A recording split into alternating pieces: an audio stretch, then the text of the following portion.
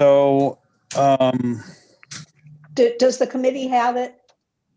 that's what I'm trying to make sure, but we just got the amendment drawn up today. I think Delegate Hill should have it. My office sent her one, as well as I believe Melissa has it. Melissa, did Tyler help me out this morning with it? And I believe he sent it to Melissa to distribute. I'm not sure if the committee has it or not. I don't believe I have it, so let's ask staff. I don't have it, but Tyler, if you send it to me, I can just. Yeah, I'll send it out. Thanks. Is the amendment to make the booth in the annex compliant with this bill? Yeah, actually, the annex penalty box, as Chisholm would call it, it's very glary and it's killing a lot of birds. That's requiring a lot of people to wear shields in that box. It's going to kill Chisholm sooner or later. I can't see anything in there. Melissa, do you have the amendment to send out to everyone? Okay. Yes, so I just got it. okay. Would you send that out? And I don't know exactly why it took this long to get an amendment, Delegate Saab. It's not like you're not already somewhat familiar with the bill, but we will entertain the amendment. I'm sorry, I was hunting this weekend. Well, I think that's why that is why you were hunting birds, weren't you? And I think that's why you held the bill, because you wanted to continue to delay it. I understand. No. I mean, I think my amendment is going to be a friendly amendment. I think you would be happy with. How can it be if you didn't call me from the field this weekend? Because I didn't have any cell phone service and my hands were pretty, Okay. Let's all remember that this is all being streamed very nicely on YouTube. As much as we really like each other and we tease each other, you may not want to be doing that today at this time. Or you may. So would you like me to tell you the amendment, or you want to wait? Would you please? That would be great. This amendment is pretty simple. It also, just as much as we care about the birds' well-being and health and mental health, we also care about the occupants of the building, the workers' health. Vitamin D is a great thing for people's health. So what this amendment does is just the department shall consider the physical and health and mental health of the building occupants when developing or updating standards. Vitamin D doesn't go through windows. Let's all mute if we're not recognized right now, please. Thank you. Go ahead, Delegate Saab has the floor. Thank you, Madam Chairman. So basically what it does, it's just like we are concerned about the birds running into the building or flying into the building. We're also concerned when the department shall consider the physical health and mental health of building occupants when developing and updating the standards. A lot of us, that work in offices, sometimes, you're sitting in an office building, or sometimes I sit in an office and I can't see, the windows there's no windows, and it's just very stressful. So what this will do, it also would consider the well-being of the humans that are in the building. Okay, is there discussion of this amendment? If there is, would you put your hand up in the panel? Because I'm looking at the panel as well as the screen, and I can't see everyone on the screen, but I can see everyone on the panel. We're going to start with Delegate Rosenberg, and then we're going to go to Delegate Lewis. I would say that there was no testimony, as I can recall, at the bill hearing or before the subcommittee that this bill would have a significant or measurable effect on either the mental or physical health of building occupants.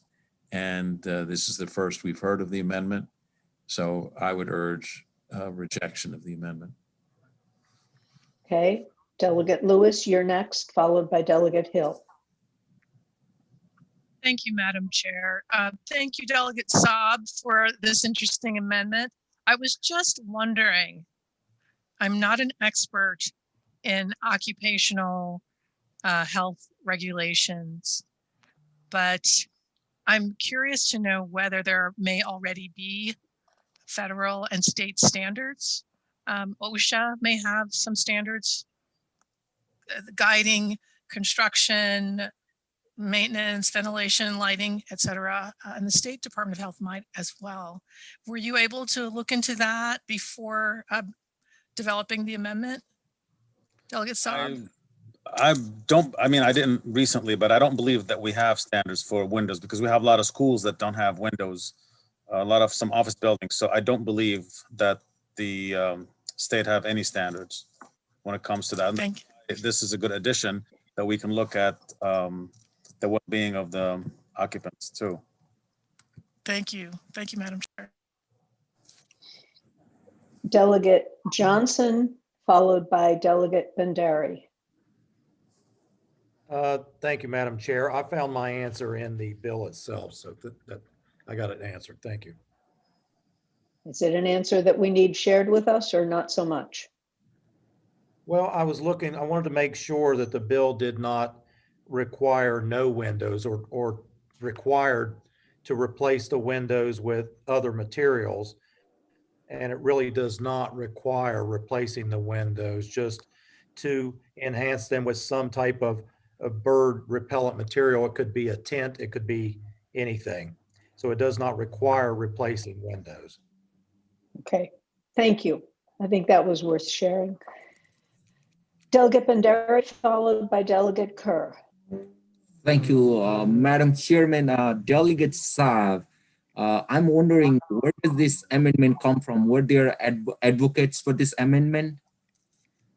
There was, people, I've been in business for a long time. I've worked in offices and I've talked to a lot of people that they've told me how stressful it is to be in a building without windows or to be in, all this amendment is doing is really trying to make sure that if you're looking out for the birds, look out for the people inside as well.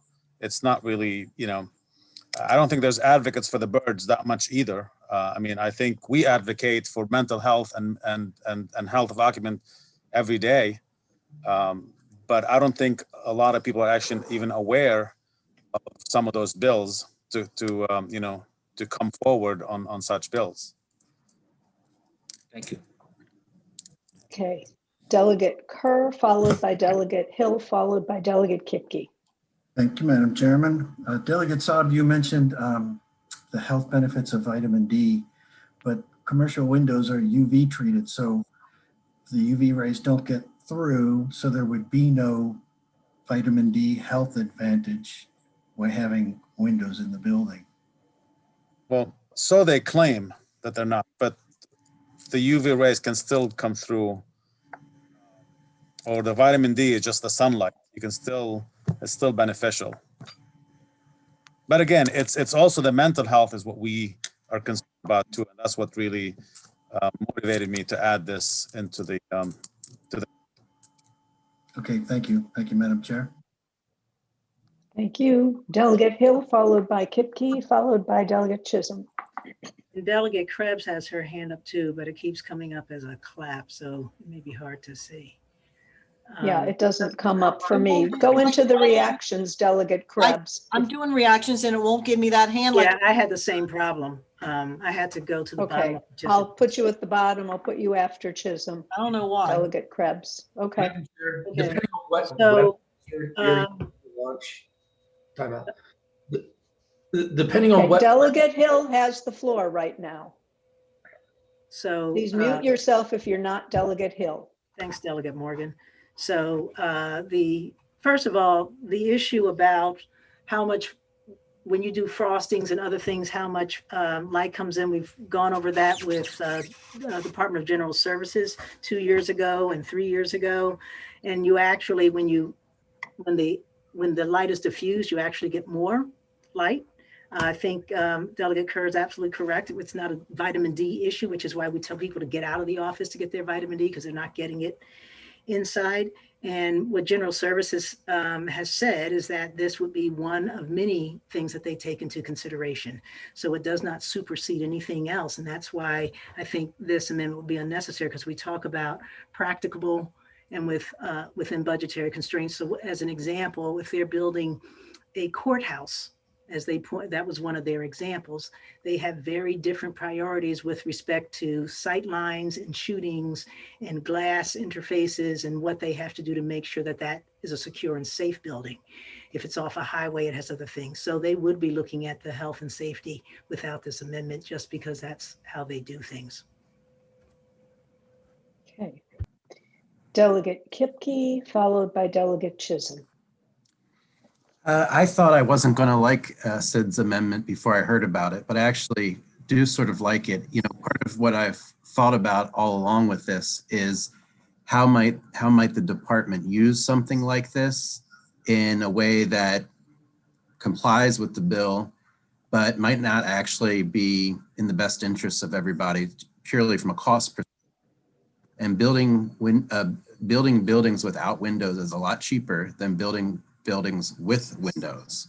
And so they could use this as a tool to reduce the number of windows. And frankly, from, you know, I don't know about vitamin C, or vitamin D, but I think people are more productive when they're able to take, you know, have natural lighting and things like that.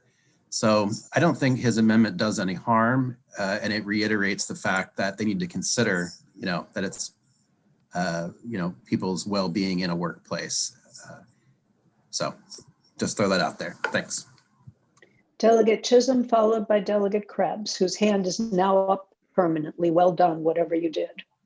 Thank you, Madam Chair. And I want to piggyback on what Delegate Kipke was saying, because I was thinking about it, and I too didn't know that Sid was going to bring this amendment, but it makes a lot of sense when we think about the way that they're building new schools and even hospitals. They always have a middle atrium now because they do realize that the light is very beneficial to the students and to patients, and I'm concerned that this can be used in a way where we start to put up these concrete buildings again, like they were doing in the 80s, to find out that it was very negative to production and to mental health.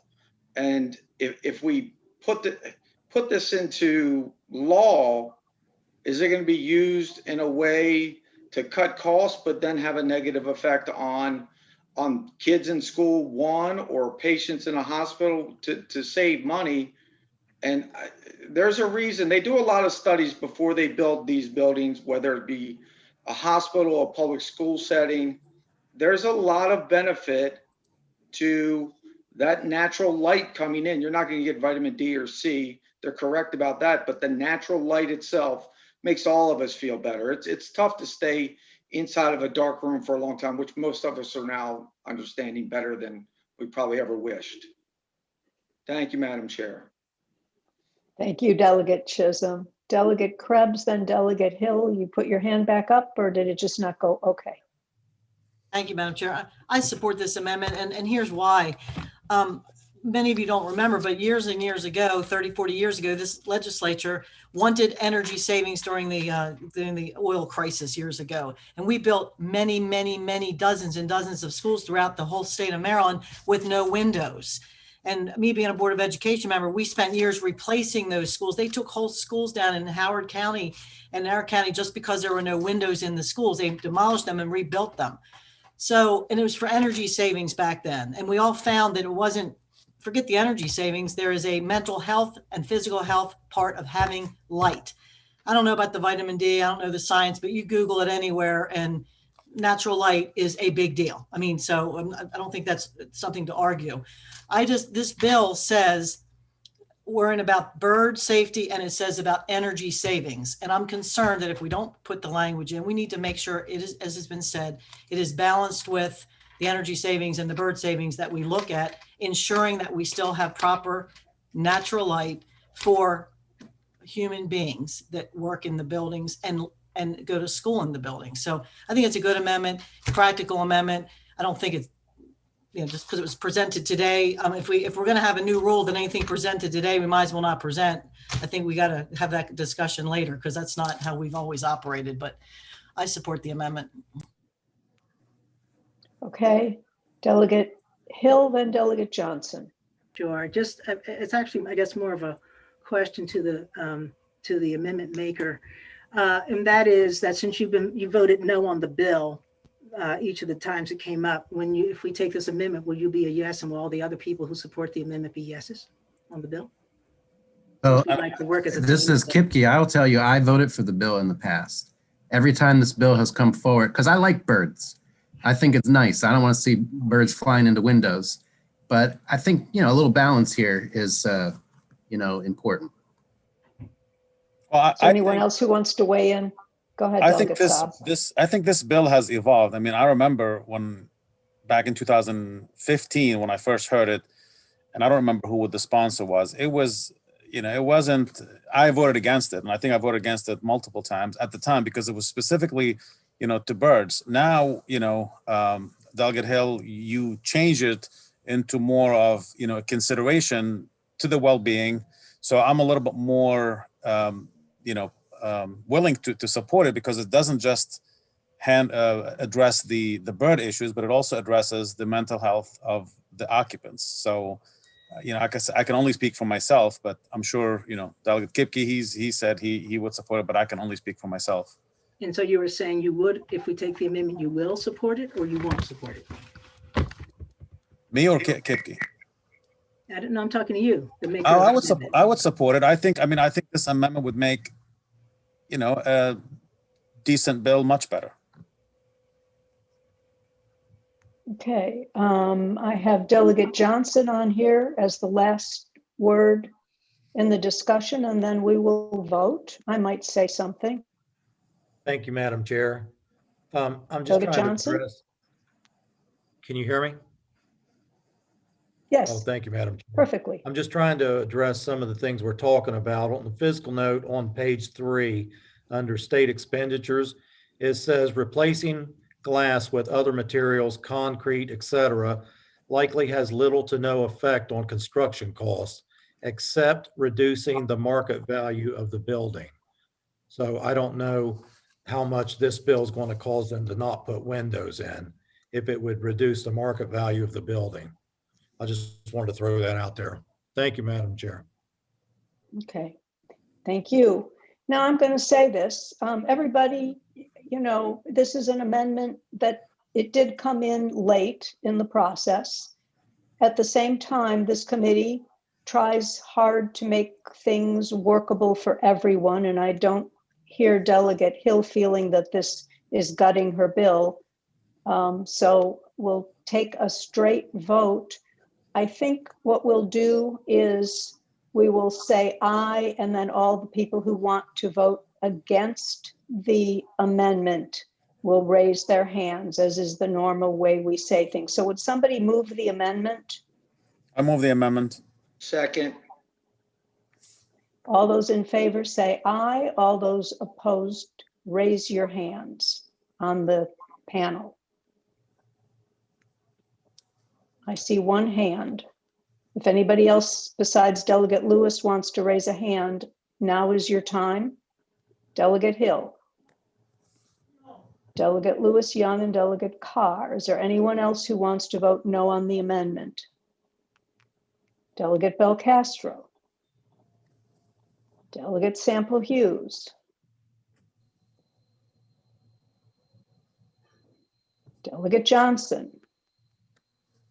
1, 2, 3, 4, 5, 6, 7. I count 7 noes. And Delegate Rosenberg is raising his hand on the screen. So I don't know whether he's. Delegate Rosenberg, are you raising your hand to vote against the amendment? I have done it, yes, both ways, yes. Well, oddly, I don't see you on the panel. Okay, so now I'm going to count up all over again. Can my staff see this? There you are, Rosenberg, I got it. Delegate Kelly has voted against the amendment. We've got 2, 4, 6, 8, 10, 11 votes against the amendment. Right, staff? Is that Yep, what you get? I'm getting the same thing. Okay. And that makes it 13 votes in favor. No, that's not right. 24 minus 11 is 13. Okay, so the amendment passes.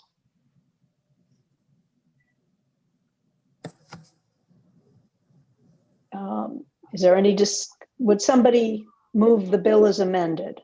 So Move the bill. Is there discussion on the bill as amended? I have something that I'd like to mention. While I see a lot of hands up. Before you do, you're going to be first, Delegate Kipke, but I see all these hands up. Is this for the vote or is this because you have a question? We've registered your votes. Is that correct, staff? Do you have the people?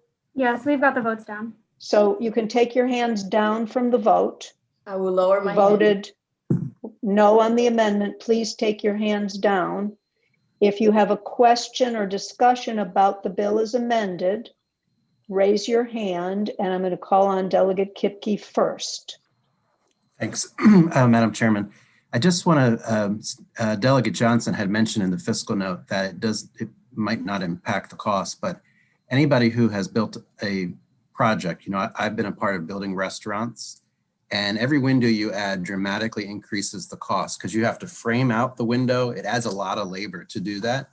And I wonder if that little nugget of information in the fiscal note was put in there by a department, with great thought, or who knows. But I just want you to know that, the amendment that was adopted, I think is good.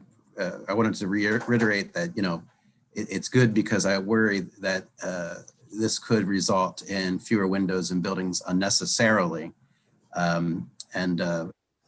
The windows that are there should be put in place with a mindset of conserving electricity. I mean, the best way to reduce power consumption is to not use it. And so if we can be thoughtful on how we're building modern buildings so we can conserve energy, that's the smartest thing to do. And then in addition to that, being mindful of our environment and conservation of, birds, I think it's a worthy goal. And as a result, I feel really good about where we are with the bill this year and plan to support it again. Thank you. Thank you. Next, we'll go to Delegate Lewis Young, and then Delegate Bagnall, and then Delegate Hill. Sorry, Madam Chair, can I just ask one question? It's not related to the bill. My Zoom went out on me, so it just started me back up. Is this vote, are we voting currently on the amendment or are we now on the bill? So you may have missed the vote on the amendment. Okay. Which passed. Oh, now okay. We're discussing the bill as amended. Okay, but haven't placed a vote on it yet. Okay, thank you. Correct. Sorry. You're welcome. And your vote wouldn't change the outcome of the amendment. Delegate Lewis Young, you're next. I'm sorry. Thank you very much, Madam Chair. I spent a good deal of my other life in corporate environments in office buildings, probably between 30 and 35 years. And the reality is most people are nowhere near windows. A few upper management people are near windows and everybody else is in cubicles that have high platforms around them. So even if there's a window, they don't get the benefit of it. And at the point I left that world, it was moving even more in that direction. So I'm not sure that I really follow or see the argument that this is going to benefit the welfare or the mental health of the people inside who realistically don't get anywhere near those windows. So I just wanted to make that comment, and that influenced my voting. Thank you, Delegate Lewis Young. Delegate Bagnall, followed by someone. I'll get there in a minute. Delegate Bagnall. Thank you, Madam Chair. And I apologize. I'm still trying to sort of wrap my head around the amendment, where it is in the bill and the implications of it. Because of where it is in the bill, and it refers to a shall, not a may. And unlike other parts of the bill where we say to the extent practicable, where we don't have that language. But right before it, in the bill, it talks about public safety, other purposes, interior and exterior lighting.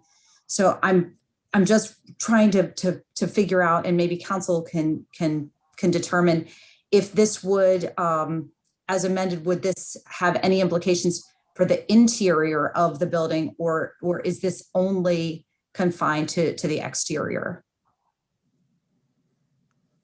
I'm not sure how you'd put a window in the interior that would have anything to do with light. But Tyler, you drafted it, I presume, correct? I did. So trying to speak directly to the question, that it's modifying the standards that are going to be developed in C1 on page 3, as that was the correct portion that you were looking at in that subsection. So my understanding would be, while the department is establishing standards for conserving energy and for minimizing the adverse impacts on birds, that they would also be considering the physical and mental health of occupants. So it would be any aspect of the building that they think could have energy or bird life impacts, because those are the standards for all of it. So it could be exterior windows, it could be exterior, interior lighting, and so forth. And it could be the lighting from that midnight to 6 a.m. as well, if there are occupants within the building during that time frame. Is that correct?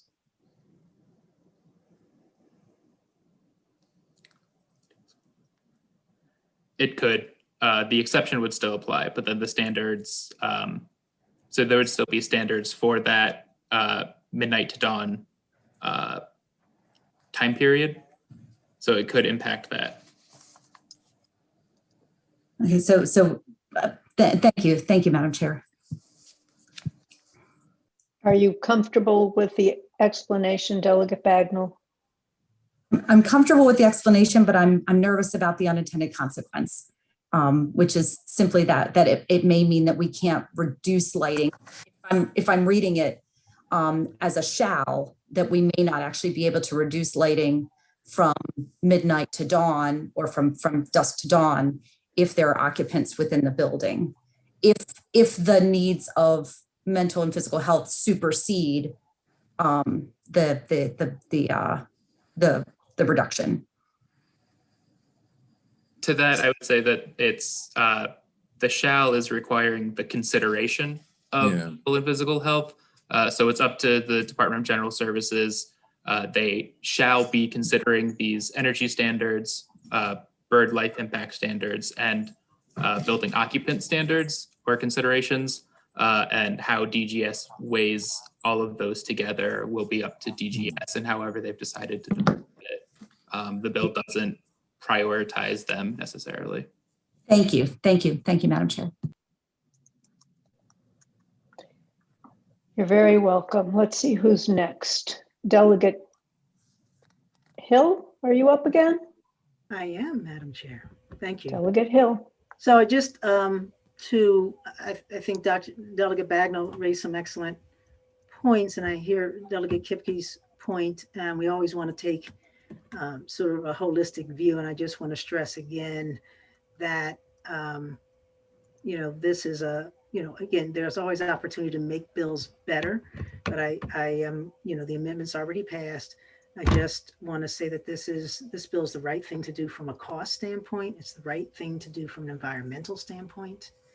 And I would really hope that that we are all focused on those things and not just, other more personal considerations, and that we're actually trying to make something that's not going to have negative unintended consequences and get killed on the other side of the state house. So that's all. I think this is we've dealt with this bill for a number of years and haven't done another change until this amendment for 2 years. But thank you. Delegate Krebs. Yes, we have dealt with this bill for a number of years, and I always ask what problem we're trying to solve. And I know that problem was articulated years ago, and it's a problem that I've never agreed with, because I work downtown. I've never seen any dead birds, much less thousands and millions of them. However, it's never really been determined why we're doing this. It's sort of anecdotal. And again, I've never seen it, but my biggest issue is we're going to look at cost and energy savings, which are all important, but those things we've been down this road before. We were down this road in the 70s. It was a disaster for our children. we look at our mental health facilities. These are state buildings. These are not executive buildings for Exelon. These are buildings, our state buildings. I have Springfield Hospital in my community, our prisons, all of these things that our facilities for girl, our juvenile facilities. I don't know if the executives are going to have windows or not. We all have windows. Our staff, they have natural light coming into the middle of the offices. I mean, we're talking about building buildings with no windows. They're dark, they're dreary. The mental health it's a real issue. So I feel more comfortable I still don't know if we need a bill or not, but at least if we have a bill, we should have a balance and making sure that we're not worrying about birds more than and costs more than we talk about mental health in this committee all the time. And if you do Google mental health and natural daylight, it's huge. There's whole studies on it. And I think we should be concerned about that because we are concerned about mental health.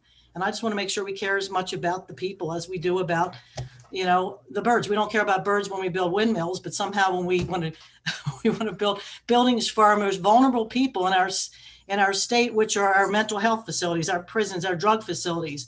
That's what we build state buildings to do. We don't build them for corporate executives. So I think the amendments made the bill better. I'm going to vote for it just because it's made the bill better and it'll probably pass. I'd rather it be a better bill than a bill just about saving money in birds. So, and I hope we don't have to hear it again next year. Okay. Delegate Barron, the last bite at the apple on the bill is amended. Oh, thank you. I was just going to move the previous question. Well, that works too. Thank you. Is there a second? Second. All those in favor of moving the previous question, say aye. All those opposed, Aye. no, raise your Aye. hand. Aye. In the panel, that is. All those in favor of the bill as amended, say aye. And all Aye. those who are opposed, please raise your hand in the panel. And if I don't call your name, then you need to tell me that I missed you. Noes, I have Delegate Morgan and Delegate Riley. A Delegate Shalega and Delegate Chisholm. I have 4 noes. Madam Chairman, I Going just wanted once. to add Yes. something real quick and just let Delegate Hill know that even though she voted against the amendment, I still voted for the bill. Well, we're glad that it was important to you to do the right thing, Delegate Saab. We know you care very much about the state of Maryland. We Thank you. appreciate that. Okay, 4 votes. Does staff have the vote on the bill? Because that is the We vote have on the it. bill that goes to the floor. Yes, we have Okay. it. Okay, good. All right. That is the end of House Bill 236 for this year. And we will now move on to House Bill 611. That is Aaron. Did I say something about a short voting list today?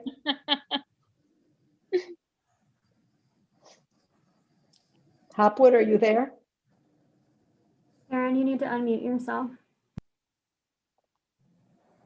Okay. House There Bill you go. 611 prohibits a manufacturer beginning July 1st, 2022 from selling or offering for sale in the state a cosmetic if the manufacturer knows or reasonably should have known that the final product or its individual components were developed or manufactured using animal testing conducted on or after January 1st, 2022. This was in the Public Health Subcommittee. Delegate Pena-Melnick, are you going to talk about this or is Delegate Barron? It's up to you, whatever you have I can planned. talk about it and then he can go ahead and That's fine. and add to it. Basically, the bill during the testimony did not have any opposition. State law is silent regarding cosmetic animal testing. It was a bipartisan vote, not unanimous though. And basically Maryland, as I said, is silent. And, and a lot of people feel that it's really intentionally cruel to test on animals. They're not humans after all. It is bad science to do that. And the bill actually received enough votes to get out of the committee. Okay. Delegate Barron, did you want to add anything to that? Aaron can correct me, but I believe last session this bill passed the Senate. We just ran out of time in the House, and I think it has passed the Senate again this session. And I think that might have been a unanimous vote in the Senate. So yeah, last year it passed Senate Bill 729. It was similar a bill. And then it was Senate Bill 540 in 2019 as well, but we didn't act on it. Okay, there are no amendments, so is there any discussion of the bill? Delegate, you know what, I think we move the bill first, forgive me. Would you move the bill, Delegate Peña-Milnick, and then I will call on Delegate Shalega, whose hand was Yes, up I move first. the bill. Second. Okay, Delegate Shalega, you're first, Delegate Krebs, you're second. Thank you, Madam Chair. And I'm on the subcommittee and had questions. So I further thought about it, did a little homework on it. So my question is this. I am a middle-aged woman. I hate to admit it, but I am someone who uses anti-aging cream because I don't want to look old. Even though that lady in the Zoom is older than I think she is, meaning myself. So anyway, I purchase anti-aging cream and I want to make sure this isn't going to cause a rash on my face or do something harmful to my skin. So does this bill say then you couldn't test this? It would not be allowed to be tested on a hamster? They wouldn't kill, well, maybe it would kill them. I'd rather have them kill the hamster than me. So are we saying that we're now testing these cosmetics, which again, anti-aging cream, this is cosmetics, on humans? And So we're not testing them on animals first? So basically, the bill says that you cannot test on animals. However, Delegate, you can presently, the companies are now testing on human cells. They're testing on tissue in a Petri dish. They're testing on tissue bioprinting, on 3D printings, and they're also testing on artificial human skin. So there are many ways to test that do not include killing these poor animals. But this wouldn't necessarily kill, like, of course, we don't want it to kill an animal, but, well, I'd rather have it kill the animal than me, frankly. But secondly, again, you didn't address my question. So we have no idea, you know, that we can say when we pass this bill that anti-aging cream that a lot of us people over whatever age, over 50, are buying could cause a rash, could cause a bad reaction because we told these cosmetic developers that they actually cannot test it on a hamster or a rat. Basically, there are other ways to test. What the bill says is that you shouldn't test on animals. However, it does not prohibit from testing on human cells, which the anti-aging cream can be tested on tissue, on artificial human skin. So there are many other ways to test. It just says that you cannot test on animals, but the companies are not left without options to test. Okay. All right. I think we're picking hamsters over people. So I'm going to vote no.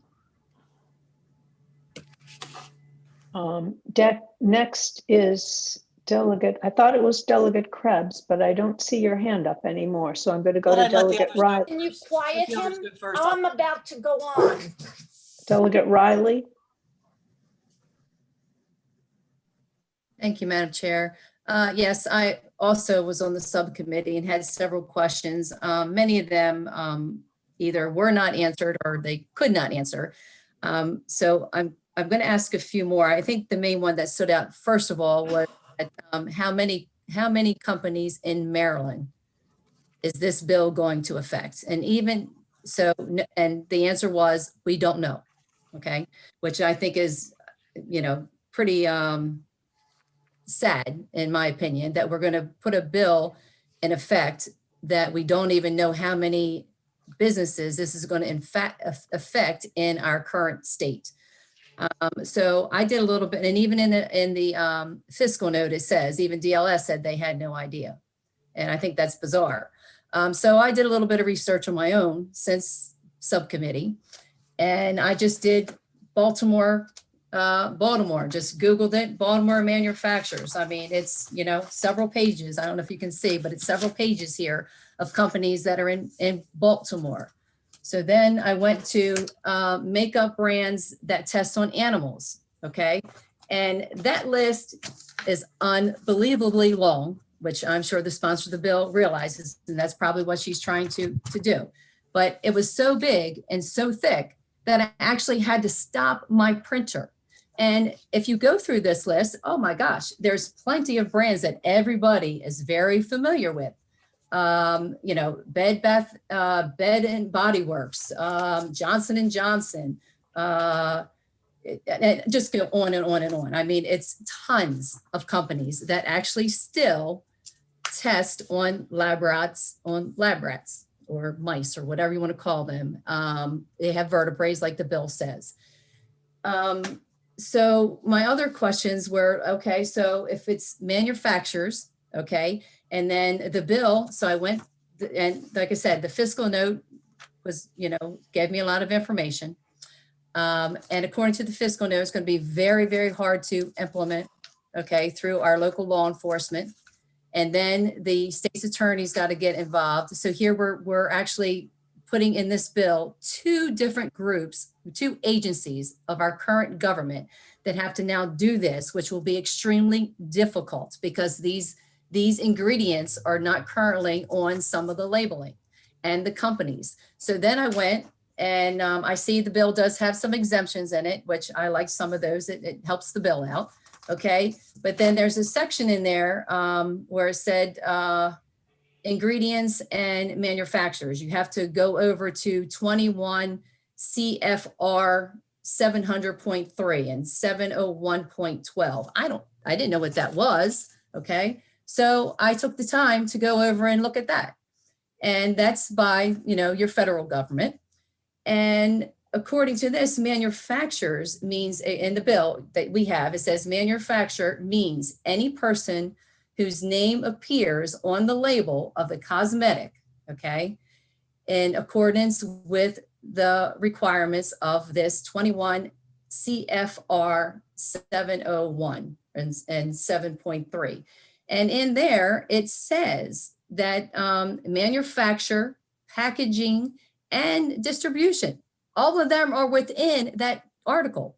So again, another question that I had, is this going to affect those businesses that we currently have, not just the companies and the manufacturers that are making it and putting the ingredient in this cosmetic, but those people that sell it after this date of, what is it, July 2022. Okay, because then there's another section there. So it's very confusing and no one could actually answer those questions for me. And then also cosmetics, you know, I know Delegate Szeliga mentioned, you know, aging cream. Well, under current law, cosmetics, it's more than just, you know, eye makeup, eyeshadow, foundation. It is creams, but also in law, cosmetics means any substance or any component of a substance that is intended to be rubbed, poured, sprinkled, or sprayed on, introduced into, or otherwise applied to the human body for the purposes of cleansing, beautifying, promoting, and also altering appearance. That's a lot of product. And if you go through that list that I showed you, that's a lot of product. So are we gonna like stop all these people from selling this after 2022 in our CVS and our Walgreens? That was another question I had. And they said, no, it just was for manufacturing. But however, you know, the state's attorney is going to come in and say, we have these little, you know, regulations, and whatever he comes up with, that's what this bill is going to be. And, if your whole purpose is to stop selling these products with all this in there, how's that going to be possible? So I have a lot of questions. I would hope that maybe we would just ask for this bill to go back to subcommittee so that some of these questions could be addressed in more detailed, but that's up to Madam Chair. But I still have a lot of questions, and even according to the fiscal note, which is another point, and then I'll stop, Madam Chair, is that even DLS says it's going to be hard to enforce, okay, because we're dealing with the Attorney General. We're also dealing with your local law enforcement, but also the bill clearly suggests in numerous places that this bill is going to be so hard to enforce, and we're going to affect small business extremely. The fact that, because it is legal federal, okay, and that we really don't have the right to change this because it's actually in the regulations. We're going to put it on law enforcement, but it's really in the area of the USDA inspectors, who actually has the right to do this, okay, to enforce this bill. We do not. So a lot of these businesses are going to wind up in court, which then causes our businesses to spend more money for possibly, trying to defend themselves. So it's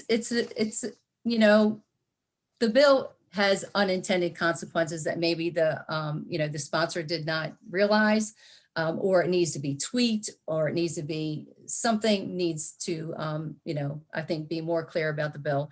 And I, again, have many questions that no one has been able to answer. So hopefully they can answer some of those if they have the answers now, or we look at it at a later date. Thank you, Madam Chair.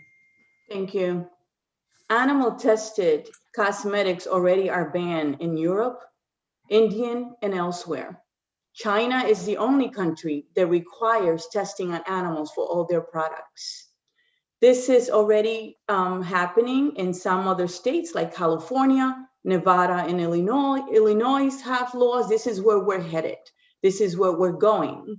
There is, as I stated, the tissue, artificial skin and tissue testing. That is what the companies are doing. And I also did some research, and I found out that a lot of companies already are not using animals. They have given this up in the United States because they realize that it's cruel and it is not the right thing to do. So not only are a lot of companies already not doing it, not only is it banned in Europe and India and elsewhere, it is also being done by other states as well. So we're not the first or the second or the third.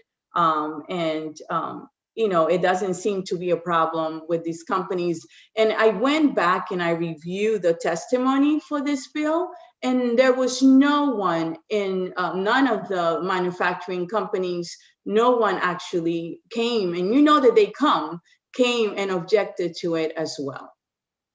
Erin, I don't know if you want to address some of it, since we're sort of partnering here. If there's anything you want to add, or Erin?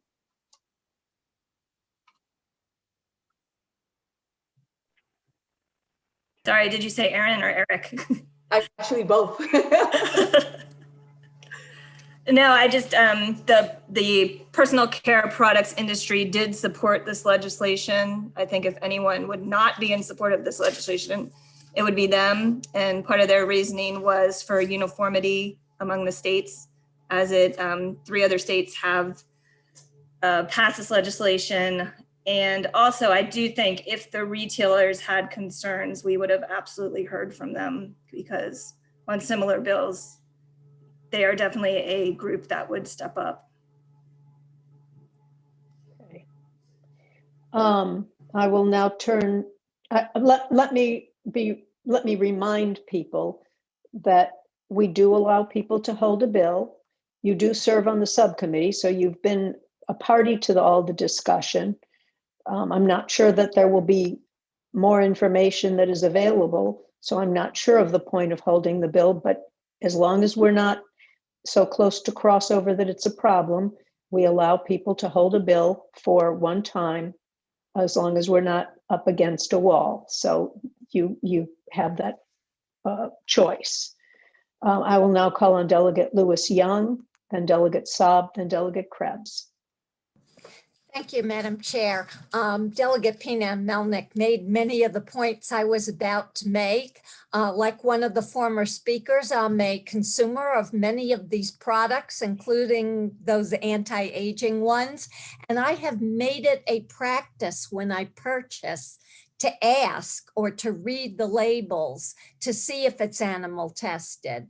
And I have had no problem finding companies that produce products that are humane, ethical, compassionate, and caring. And one of the objections to the bill was that animals are killed in the process. Well, there are many animals that aren't killed in the testing process, but they are so badly hurt and tortured that they need to be euthanized afterwards. So I don't know if that counts in the death total, but it should count because even though they may not die in the process, they're so tortured, disfigured that they need to be euthanized. Thank you. Welcome. Delegate Saab. Thank you, Madam Chairman. I don't think, I guess any of us that have spoken up, against this bill or on this bill, that we disagree with the intent of the bill, that it is, we want to make sure that the animals are not hurt, but there are a lot of unanswered questions with distribution that I'm not going to repeat all the issues that Delegate Riley brought up. And I just feel, as a good friend that I have a lot of respect and admiration for, always said, maybe this bill is not ready for prime time, that we need to send it back to subcommittee and discuss it further and try to answer those questions, because we want to send out to the floor a good product that's not going to hurt businesses, since there's so many unanswered questions. So, I don't know. I'm not asking to hold the bill personally, but I'm just saying maybe it just needs a little bit more work. And I don't think, I'm ready to vote for it. If I have to vote, I'll be voting against it. But I think we want to make sure that we send out a good product, and this is not ready to be sent out, in my view. Delegate Krebs. Thank you, Madam Chair. Yeah, I pride myself in this committee on doing our homework and putting out the best product possible. And just because something is through subcommittee and people don't come out against it, in this environment this year, many of us were told and believed we were only going to deal with issues that were really of importance during this environment of COVID and business shutdowns and working in this very unusual situation. And I think there's a lot of bills that we have in our committee, a number of them that no one has come out against, because it's just impossible right now to track all these things. I'm not saying, I don't know. I think I did some research on this too after I started thinking about it. And there are a lot of businesses in Baltimore that fall under these situations. And I think we should make sure we know what we're putting out and understand the impact. We're talking about putting lotions on an animal to test it versus putting it on a human. Maybe there's other ways to do it. And it was just mentioned by two of our previous people, this is market driven as well. Businesses are finding other alternative ways. Consumers are demanding it. It's happening naturally. I think we need to proceed with caution on what we're putting out here before we really know the impact it could be on our local businesses. And just because as soon as someone says California does something, don't think you're gaining my support by saying that, because California is a disaster. So if California did it first, I'm one to say, hey, maybe we should step back, because they're dying. So I think there's too many unanswered questions to pass a bill of this committee that tries to be so careful on what we put out. My vote's no right now. Delegate Hill. Then Delegate Johnson. Thank you. I just wanted to correct, I think it's been either said or maybe I'm mishearing it. This is not tested on humans or let humans be the guinea pigs by doing this. This is saying use the alternative methods that we already know and are practicing that exist, so that you don't have to test the animals to verify that something is safe on humans. The testing is completely about, is it safe on humans? So the products are not being used on humans until they're proven safe on these alternative models. So I just wanted to make that clear. Delegate Johnson. Thank you, Madam Chair. I just was going to try to get some clarity from Delegate Riley. These pages of manufacturers that you pulled up from Baltimore, all those companies, they all use animal testing? Is that what you're telling us? You're muted, Delegate Riley. You need to unmute. Yes, thank you. Sorry, I had to find it. The ones in Baltimore, there were, yeah, that one was cosmetic. That when I first started, I was just pulling up cosmetic manufacturer companies just to see an idea how many we had. And I just did it for Baltimore. And then I said, well, instead of doing that, let me go and just find out the companies that actually still use animal testing. So then I did that. And that's when I came up with all the brands that I know that we all use and that we all see in our drugstores and our grocery stores and everything like that. So then I knew if I do it, individually, different counties, there may or may not be some. I'm just not familiar with all those manufacturers, but it doesn't tell you if they use animal testings. I couldn't find anything, by putting it in Google in that aspect. So I did it by company. So, instance, for instance, looking at we have from Mary Kay to Avon to, it just goes on from your deodorant. So Delegate Riley, did you put into the search that you did, does Mary Kay test on animals? According to the list, yes. But do the companies in Baltimore that sell Mary Kay, they're selling the product, they're probably not doing the testing here. So that was one of my questions. So are they still after, July 2022, are we still going to be able to, this person still going to be able to sell Mary Kay? If I may. Because we know that. I'd like to go back to Delegate Johnson first, just in case. I want to make sure he got his question answered. And then we'll have the chairman. Basically, so you could not correlate manufacturers in Baltimore that did animal testing, but you could correlate retailers that sold products that. Companies that make it, yes. Okay, all right. Thank you, Madam Chair. Yes. Thank you, Delegate. Thank you. Delegate Penny Melnick, did you have something you wanted to add? Yeah, I just went to marykay.com. It says no product sold or manufactured in the United States is tested on animals. That's on their company, right in the front page. Mary Kay does not conduct animal testing on our products. What was the other company you said you found? Well, it's on this list. Now you're saying in Maryland. Is that what you're saying? In the United States, which includes Maryland, all 50 states. They do not test on animals. It's on their company website. As I said, Delegate, the companies have given up testing. And the manufacturer, the reason why we did get a support letter from the industry that does lotion and soap and cream is because they're not using animals and they know that that's where it's headed. And it's not just California, it's 2 other states, but it's also Europe, it is India, this is where it's headed.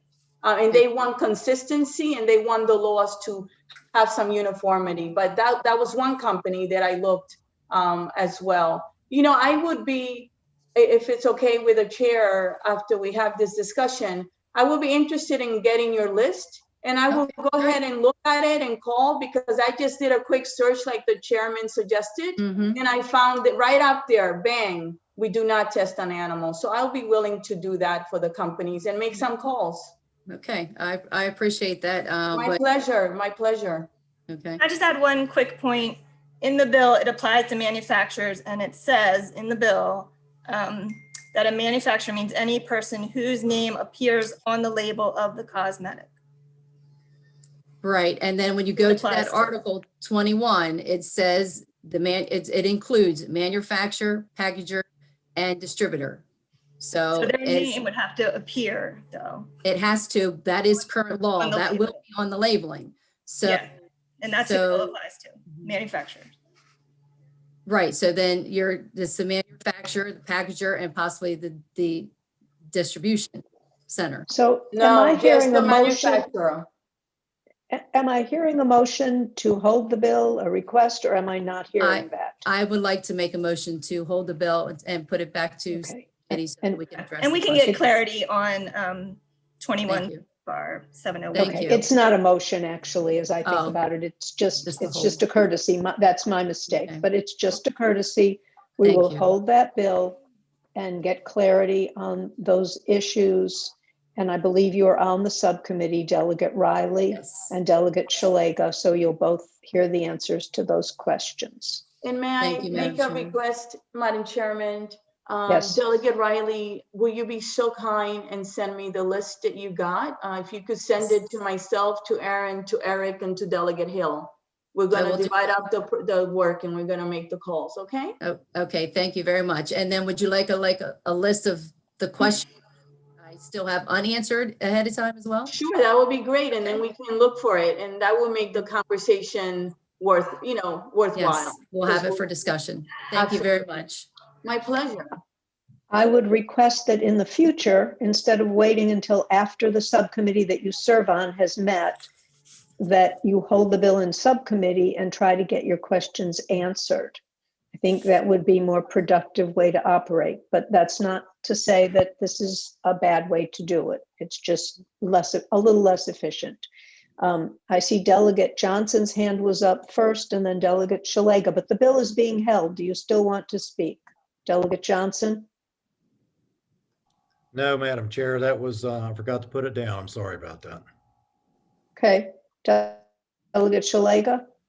Yeah, we did have questions in subcommittee, so maybe we need to be more forceful in our questioning. Sometimes it seems like things just get rolling and people want to just move bills. So, I'll do my due diligence to question more forcefully. Well, if I may add to that, last week you held a bill and I didn't say no because you had questions. So you could have done the same this time. And we did address the bills to the best of our abilities. And today there were more questions. There was research done where she came out with a list of companies. So that wasn't done in subcommittee. I have no problems holding it and you know it. Thank you. Yeah, I just don't want to be the one that holds every bill. It's okay. I always tell you in subcommittee that I'd rather discuss it, make sure you're on board, and that I appreciate the questions that come up because they will come up on the floor. So I don't ever want you to feel like you can't do that. It's never been a problem. So I don't see it becoming one now. Okay? Okay. So this bill will be held and Delegate Riley is the person who requested it, not Delegate Shalega, just to make you feel better, Delegate Shalega. Okay, thank you, Madam Subcommittee Chair, Madam Vice Chair. We will hold that bill and send it back to subcommittee. We will now move on to House Bill 667. Tyler. House Bill 667 would repeal the state song Maryland, My Maryland. It did not go to subcommittee, but it would have gone through Delegate Rosenberg's subcommittee. Delegate Rosenberg, would you like to speak to this bill? I think this bill's time has come. Maryland, My Maryland refers to Northern scum. It also speaks of one of the verses references Sic Semper, which we all know is what John Wilkes Booth said as he jumped from the box at Ford's Theater after shooting President Lincoln. And this bill does not inhibit anyone's First Amendment rights. Anyone who wants to can still read or sing the song, but it would no longer be the official state song. I move favorable. Second. Is there discussion on the bill? I see Delegate Shalega's hand is up first. Thank you, Madam Chair. I am leaning towards supporting this bill, but I've asked the library to do some research for me. So I'd ask that we hold it until I can get that research back. You have the ability to hold the bill one time, Delegate Shalega. If we have to have a special, is this going to go back to subcommittee or will you have your answers and that's what you're looking for? They said they could have it for me tomorrow. So, whenever the library gets my questions answered, then I will certainly share them with the committee. Thank you. That would be helpful. There may be a point where we start having more than one voting session in a week. It won't be this week, I don't think, but I can see crossover coming in 3 weeks. So we will be mindful of that when we get a week further into things. Okay, so this may or may not need to go back to subcommittee. What date is your subcommittee meet? Or it didn't go back, it will go to subcommittee. Delegate Rosenberg, what day do you meet? Wednesday. Okay, if it needs to go to subcommittee, we need to have the answer tomorrow because we'll put it on the agenda on Wednesday. Okay? Okay, that's excellent. Thank you all. We held another bill. House Bill 673. This bill authorizes, beginning May 1st, 2021, the Secretary of Health to authorize an employee of a state healthcare facility that is owned or operated by the Maryland Department of Health to work according to an alternative work week if the alternative work week is consistent with any applicable collective bargaining memorandum of understanding or other written agreement. There are amendments that were adopted in the Government Operations and Health Facilities Subcommittee. They are make technical changes, and they also alter the definition of alternative work week, and they strike the requirement that an employee of a state facility who works an alternative work week is entitled to overtime pay. And Madam Chair, Delegate Rosenberg. thank you, Madam Chair. What this bill would do is codify the practice in these facilities during the last year as part of the emergency power of the governor. And this would, that power runs out in April. So this would codify it, and the amendment reflects compromise reached by the state and the American Federation of Teachers who represent the nurses in these 24/7 facilities. So we would first move the amendments. Is there discussion on the amendments? Madam Chairman. Thank you for that second. Yes, Delegate Saab. Thank you. I just wanted to get some clarity when you said they're entitled to overtime. So a lot of them, you know, in the health industry, they usually work 3/12s, or sometimes they work 3/12s or 4/12s, and then the following week they work 2. They still get their 40 hours or whatever full-time classification. Can someone just explain to me the overtime part that was mentioned in the amendment? I may have missed that. The bill as introduced had overtime. It struck the overtime. The amendment strikes the overtime language. So they would just be full-time employees. Okay, perfect. Thank you. Thank you, Madam Chairman. You're welcome. Are there other questions? I see no other hands. Okay, so all those in favor of the amendment say aye. All those opposed, no. The ayes have it. All those, would you like to move the bill, Delegate Rosenberg? Yes, thank you, Madam Chair. Move the bill as amended. Favorable. Second. Is there any discussion on the bill as amended? All those in favor say aye. All those opposed, no. The ayes have it. Raise your hand if you want to vote no in the panel. Okay, that bill passes unanimously. House Bill 811. Lisa?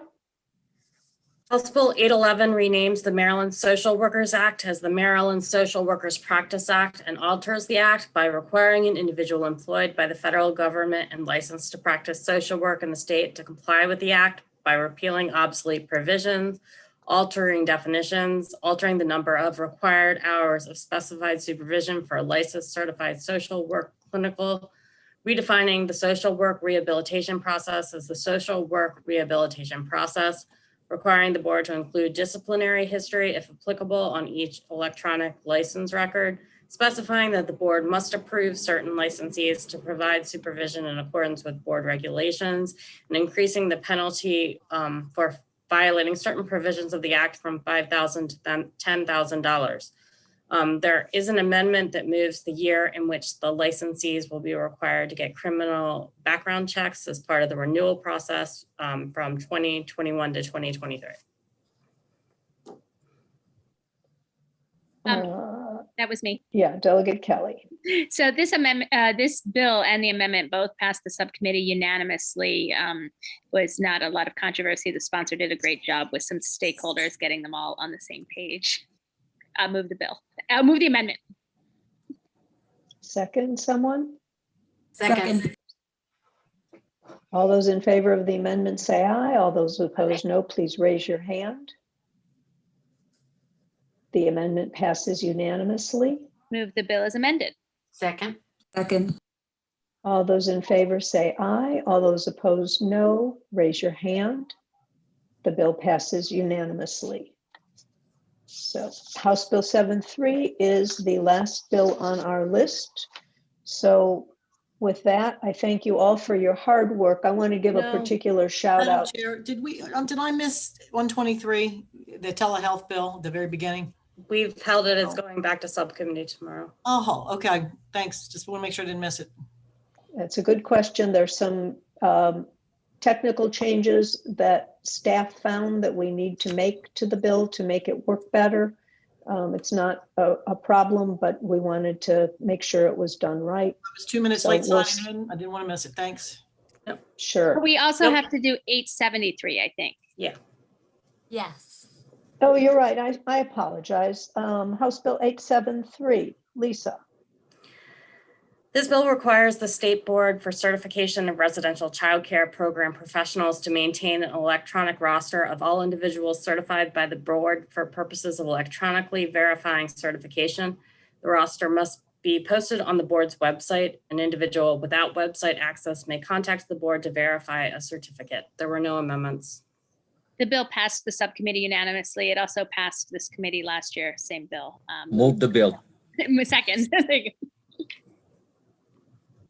Is there discussion on this bill? All those in favor say aye. All those opposed, no. Please raise your hand. Bill passes unanimously. Now we're actually done. Thank you, Delegate Kelly, for rescuing me. And that was actually the shout out I was about to do. My subcommittee chairmen have really done a wonderful job keeping things running smoothly. There's a lot of work to do this session. And everything is what I consider to be Ginger Rogers backwards and in high heels. If you recall that adage from the old days, comparing her to Fred Astaire. And obviously most of you don't appear to. So, I do. As we know, I'm not funny. I wasn't But I born here. I tried. don't know. Anyway, and the members of the subcommittee, thank you all for working with your chairman, getting things accomplished. I really appreciate all that you contribute. Keep up the good work. We're 3 weeks from crossover. Things are going to get more difficult and tempers are going to get shorter. Please remember to take a deep breath as you get into those states, because it will make everybody's lives better going forward. We're trying to get things right as always, and we need everybody's help. So thank you, everyone, and I will see you tomorrow. Have a nice evening. Bye-bye.